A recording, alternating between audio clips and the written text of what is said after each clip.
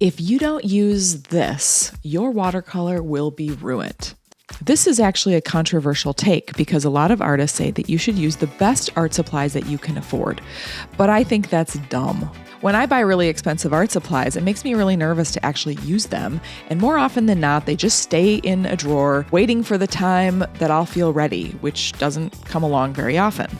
However, there is something that you should consider spending a little bit more money on if you want to do some watercolor painting. The most important art supply with watercolor is not the brand of paint or the type of brushes, but the thing that you forget about, the paper. You could be using the highest quality watercolor paint out there and the most expensive sable brushes, but if you use the wrong paper, you will struggle. Your painting will get muddy, the paper will pill, it will buckle, it will literally dissolve, the paint will be dull, colors will change. You will be enraged. However, if you use excellent paper, you can use kids' watercolor and make something beautiful. There are 3 main types of watercolor paper that you can consider. Hot pressed, which is very smooth, cold pressed, which has a medium tooth, which is the word we use to describe the texture of watercolor paper, and rough paper, which has a very high degree of tooth or texture. The paper thickness is measured in pounds or grams, and the higher the weight, the thicker and more expensive the paper will be.